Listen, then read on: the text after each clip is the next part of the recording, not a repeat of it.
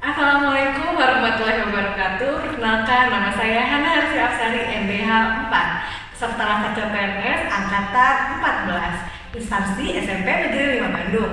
Pada video ini, saya akan melaporkan aktualisasi saya di SMP Negeri 5 dengan judul Pengembangan Media Podcast dalam Layanan Dasar BK Berbasis Modul.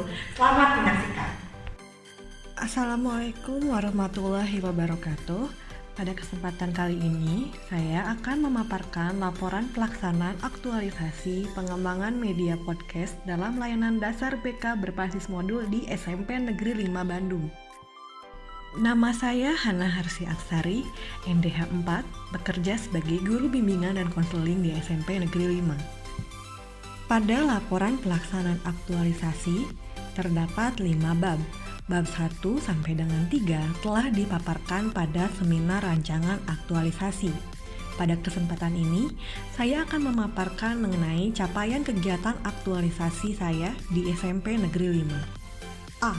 Daftar kegiatan aktualisasi. Kegiatan aktualisasi pelatihan dasar CPNS dilaksanakan dengan mengacu pada rancangan aktualisasi yang telah disetujui.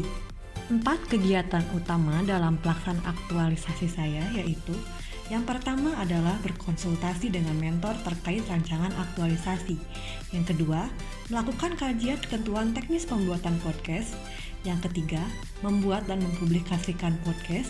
Yang keempat adalah mengevaluasi layanan. Secara menyeluruh, seluruh kegiatan dan subkegiatan pada rencana aktualisasi dapat direalisasikan pada pelaksanaannya. Dengan kata lain, semua kegiatan telah terlaksana. Penambahan subkegiatan terlaksana di kegiatan utama ketiga dan keempat. Pada awalnya, di rancangan aktualisasi terdapat 8 dan 3 subkegiatan. Namun pada pelaksanaannya terdapat 11 dan 4 subkegiatan. Terkait waktu kegiatan, tidak ada perubahan yang terlalu drastis. Meskipun ada perbedaan waktu, semua rancangan kegiatan berhasil dilaksanakan. B. Deskripsi capaian kegiatan aktualisasi. 1. Konsultasi dengan mentor terkait rancangan aktualisasi dilakukan tanggal 23 sampai dengan 25 Agustus. A. Mendiskusikan rencana kegiatan pembuatan podcast. Kegiatan ini menghasilkan draft kegiatan harian yang nantinya akan menjadi acuan bagi penulis dalam menyelesaikan kegiatan aktualisasi. Proses kegiatan ini dilakukan pada hari Senin tanggal 23 Agustus 2021. B. Mencatat hasil diskusi dan mendokumentasikan proses diskusi dengan mentor. Setelah draft kegiatan dibuat, penulis menemui mentor pada hari Selasa tanggal 24 Agustus untuk mengkonsultasikannya. Melalui pertemuan ini dihasilkan catatan diskusi terkait rancangan kegiatan yang terlampir pada lampiran 2. C. Memperbaiki rancangan aktualisasi. Melalui hasil diskusi dengan mentor, tidak ada revisi untuk draft kegiatan harian. Namun, mentor berpesan agar evaluasi meliputi antusiasme siswa dan kecenderungan kesukaan mereka terhadap media pembelajaran. Salah satu nilai mata pelatihan yang terinternalisasi pada kegiatan ini yaitu adalah anti korupsi. Dengan diterapkan nilai disiplin, konsultasi dengan mentor dilakukan dengan tepat waktu sesuai jadwal yang telah disepakati. 2. Melakukan kajian ketentuan teknis pembuatan podcast. Subkegiatan yang pertama, melakukan penelusuran mengenai pembuatan podcast yang ideal untuk pembelajaran. Tahapan ini dilakukan tanggal 26 Agustus 2021. Melalui hasil penelusuran, dihasilkan draft ketentuan teknis podcast yang ideal yang nantinya akan dijadikan bahan untuk membuat manual book cara membuat podcast. Subkegiatan yang kedua, merumuskan tahapan pembuatan podcast. Dengan draft yang telah dimiliki sebelumnya, dibuatlah buku panduan How to Create a Podcast. Silahkan scan barcode di depan untuk mengunduh buku panduan tersebut. Berdasarkan keterkaitan dengan mata pelatihan, nilai komitmen mutu yaitu membuat ketentuan teknis pembuatan podcast yang inovatif, efektif, dan efisien terinternalisasi dalam kegiatan ini. Ketiga, membuat dan mempublikasikan podcast. Pada tahapan ini, terdapat 11 subkegiatan. Kegiatan yang pertama yaitu menentukan materi yang akan ditunjang penyampaiannya dengan podcast sesuai silabus BK. Pada tahapan ini ditentukan bahwa topik komunikasi asertif akan digunakan. Selanjutnya, dirancang rencana pelaksanaan layanan atau RPL bimbingan klasikal dalam format 1 lembar. Selanjutnya, menyesuaikan media podcast dengan modul BK. Dibuatlah modul BK yang akan digunakan bersamaan dengan podcast nantinya. Lalu, dibuat juga komik untuk ilustrasi modul. Tahapan pembuatan komik ini adalah tahapan baru yang tidak ada dalam rancangan aktualisasi.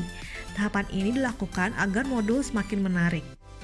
Kegiatan yang berikutnya yaitu membuat format laporan pelaksanaan bimbingan klasikal. Format ini tidak ada dalam rancangan aktualisasi namun dimunculkan dalam pelaksanaan aktualisasi. Selanjutnya, merancang format evaluasi untuk peserta didik dan orang tua.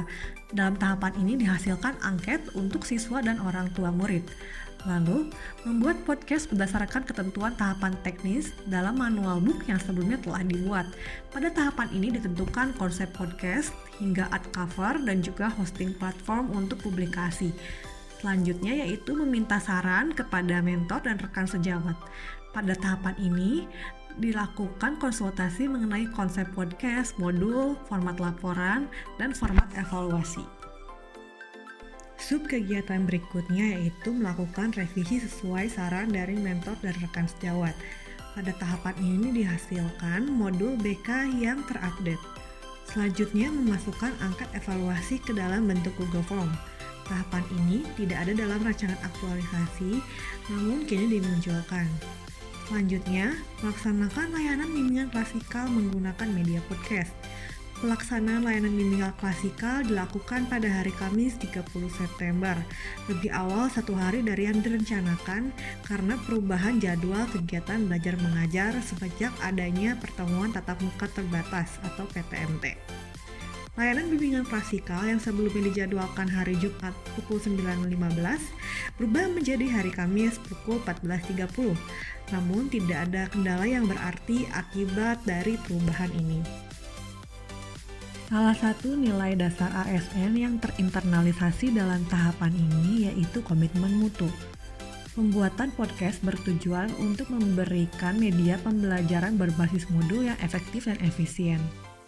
4. Evaluasi layanan. Kegiatan ini memiliki 4 subkegiatan.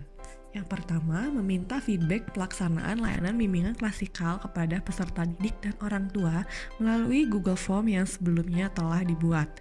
Selanjutnya, mengolah angket evaluasi pelaksanaan layanan bimbingan klasikal. Tahapan ini adalah tahapan baru yang tidak ada dalam rancangan aktualisasi sebelumnya.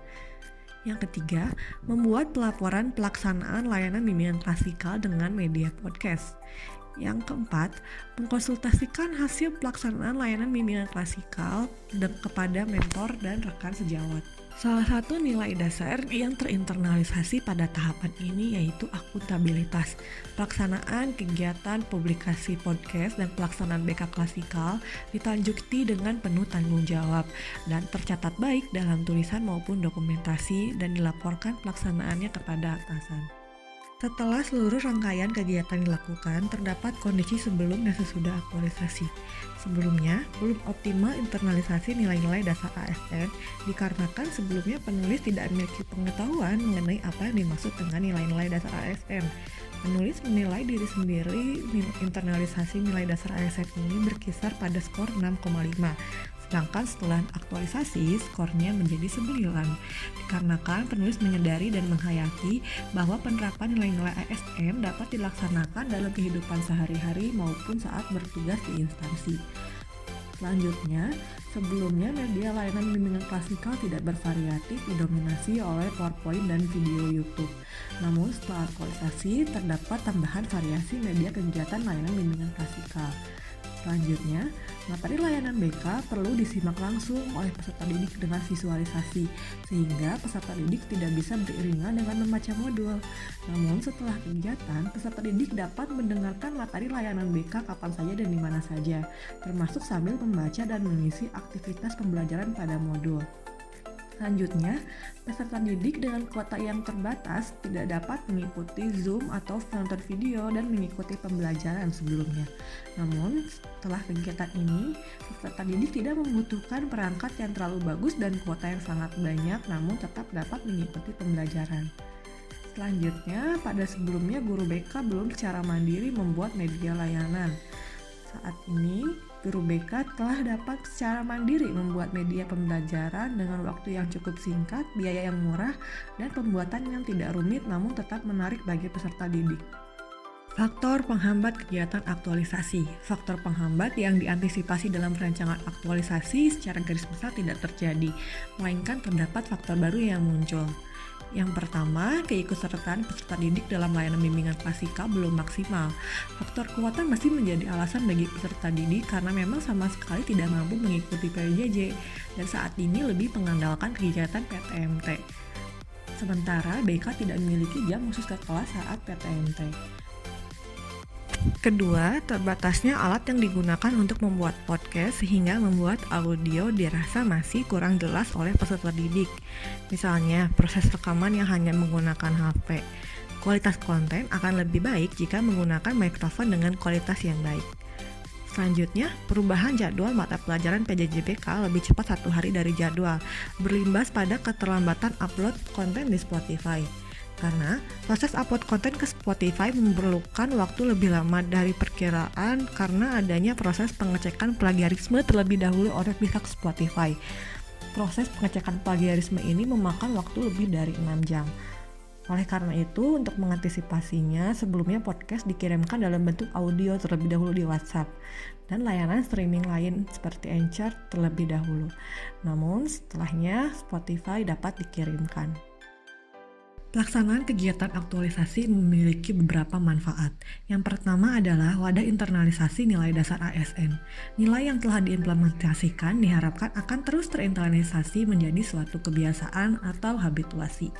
Yang kedua, mendorong kreativitas penulis untuk senantiasa membuat media yang menarik. Ketiga, bagi siswa, pelaksanaan bimbingan klasikal memahamkan tujuan pembelajaran memperoleh informasi, menyadari pentingnya bersikap, dan mengembangkan perilaku positif. Hal ini terlihat dari angket evaluasi yang diisi oleh 101 orang siswa.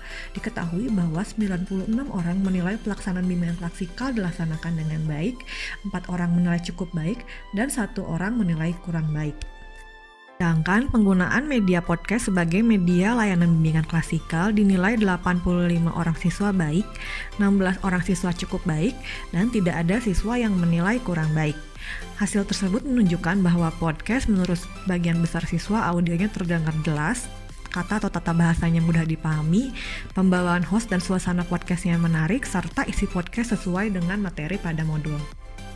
Bagi orang tua, selaku pendamping peserta didik di rumah juga merasa layanan yang dilakukan memuaskan karena peserta didik terlibat antusias, aktif, dan tuntas juga merasa layanannya menyenangkan. Selain itu, materinya sesuai dengan keterampilan yang diperlukan dalam hidup. Juga tuntutan yang diberikan atau tugasnya tidak membebani siswa. Hal ini diketahui dari pengolahan data 63 orang tua siswa yang mengisi angket bahwa 58 orang tua siswa merasa puas, 5 orang siswa merasa cukup, dan tidak ada orang tua siswa yang merasa kurang puas. Kesimpulannya, kegiatan aktualisasi dan habituasi di SMP 5 Bandung terlaksana mulai dari tanggal 23 Agustus hingga 13 Oktober. Dan penerapan nilai-nilai dasar ASN sangat bermanfaat dalam pembentukan karakter dan perilaku yang konstruktif bagi penulis. Penghayatan nilai-nilai dasar menjadi penting selama menjalani tugas dan aktivitas. Lalu, tujuan jangka pendek rencana aktualisasi telah sepenuhnya terlaksanakan. Dan penggunaan media podcast dalam layanan bimbingan klasikal berbasis modul telah direalisasikan dengan baik sesuai hasil evaluasi peserta didik dan orang tua. Meskipun masih ada kekurangan seperti kualitas audio, pemanfaatan media podcast ini dinilai baik oleh peserta didik dan orang tua. Tidak ada hambatan yang berarti dalam pelaksanaan kegiatan aktualisasi ini. Saran, penggunaan media podcast dalam pembelajaran jarak jauh diharapkan terus berlanjut sehingga dapat memperkaya materi layanan dasar bimbingan klasikal. Adapun untuk jangka menengah diharapkan petunjuk pembuatan podcast lebih jelas tahapannya dan topik yang akan melibatkan narasumber lain dikoordinasikan jauh-jauh hari. Lalu dapat juga dilakukan kolaborasi dengan ekstrakurikuler podcast di SMP 5. Dan juga untuk jangka panjang diharapkan pembuatan podcast bagi media layanan dasar dilakukan secara rutin dan terjadwal, dan hasil podcast yang dibuat disusun dan dokumentasikan dengan Selamat untuk Hana, mudah-mudahan nanti dengan melalui podcast ini bisa juga diterapkan di SMP Negeri 5 Bandung agar dalam bimbingan dan konseling itu lebih mengena kepada anak-anak tersebut. Dengan media podcast, layanan bimbingan dan konseling dapat dilaksanakan dengan baik dan menyenangkan. Materi mudah tersampaikan dan yang pasti tidak membosankan. Halo semuanya, aku Raina Safa dari kelas 8C. Aku suka dengan adanya podcastnya Bu Hana. Dengan mendengarkan podcast, aku menjadi cepat paham dan materi yang disampaikan. Semoga di lain waktu materi yang akan disampaikan bisa menggunakan podcast kembali. Terima kasih. Dari kelas 8H, aku akan menjelaskan kesanku kepada pembelajaran BK melalui podcast. Yang pertama, pembahasannya mudah untuk dipahami. Yang kedua, bahasanya mudah untuk dicerna. Yang ketiga, media pembelajarannya sangat menarik sehingga tidak membuat kita bosan. Halo, nama saya Chloe dari kelas 8G. Saya menyukai pembelajaran BK menggunakan media podcast karena materi yang disampaikan terasa lebih menyenangkan. Materi yang disampaikan juga terasa seperti sedang dijelaskan oleh guru secara langsung. Saya juga menjadi mudah dalam mengingat materi. Sekian, terima kasih. Menurut saya, pembelajaran dengan podcast sangatlah seru. Belajar juga jadi lebih asik. Dan siswa-siswi yang memiliki gaya belajar auditory sangat terbantu dengan adanya podcast.